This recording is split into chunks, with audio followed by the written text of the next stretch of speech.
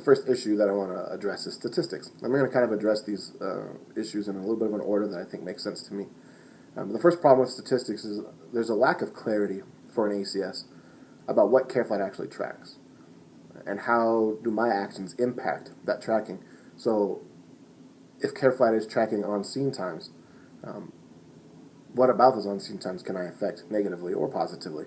But what am I doing that's going to affect that? So how can we kind of limit the effect that the ACS has on the stats that CareFlight is tracking so that when they look at those stats, it truly is CareFlight crew stats and not the ACS impacted this stat. So that's one thing. And the second problem is that there's currently nothing being tracked for an ACS. We looked at it in the past. I know we looked at call processing times. Basically, when you pick up the phone and you open up the emergency call taking screen, how long until that unit is paged out. And that's kind of what we track for the ground side a little bit, but for the ACS side, there's a little different issues that we face as far as getting the right location. Does the person that we're talking to actually know where the location is? Or there's just some mountain or some river that only 2 forest rangers know where it is, and the rest of us are having trouble finding it. And so that statistic that we looked at before, I don't feel, and I think the reason we don't use it anymore is because it wasn't really an accurate measurement of what an ACS does, and it wasn't really easy to use or even a good statistic. And so the solutions that I want to discuss are kind of based on this one idea that I learned about several years ago. It's called Pearson's Law, and it states, when performance is measured, performance improves. And when performance is measured and reported back, the rate of improvement accelerates. And the second part I'll talk about later in the CQI training, but the first part, when performance is measured, performance improves, that's really stats. So the solutions to our 2 problems is, first we need to discuss what is actually being tracked by CareFlight. And I've already taken some steps to looking into this. I talked to Kenny, and he says really the only thing he's tracking and the big thing he needs to stress is that it's the base run number. Obviously, every call when we assign a unit gets a different incident number, but the call itself has an ID number that we can leave open, and then we can track that. So if we get a call to Pershing General, we can't take it for weather, all 4 aircraft turn it down, we can track that one call ID number, and it's 1 turned down versus 4 or 5, depending on how we're tracking those stats. So the base run number to Kenny is really important.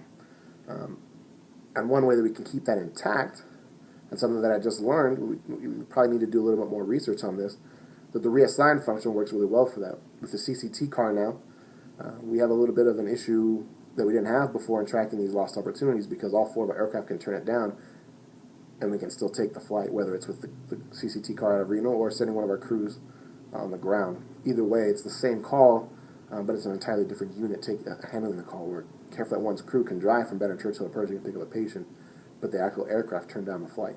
So we had issues with how do we handle it and how do we report that accurately. And like I said, in a preliminary discussion with Kenny, it looks like the reassign function works well, because you can still choose a cancellation reason, still showing a lost opportunity, but it kicks the call back up into the waiting incident queue. You can assign another unit to it entirely, and then it still keeps that base run number intact. We don't have 2 or 3 run numbers for the same call, even though it's just one call. That's one thing that we've already looked at. I've also got an opportunity to meet with Marcus and kind of discuss further what CareFlight will track and what they want tracked. So discussing what's actually being tracked is the first step. The second thing is we're going to start tracking something for ACSs. As I said earlier, I don't think processing times is really a great measurement for ACSs, because there's some other issues with our processing. It's not as easy as 700 East Greenbury.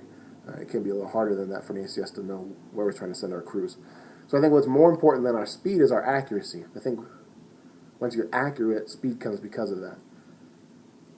And the only way that I can think to track accuracy is to incorporate in our CQI evaluation, which I will talk about later, but some of the things that I think we can track is the right location the first time. Did you get it right the first time around, or did you send us to the wrong place?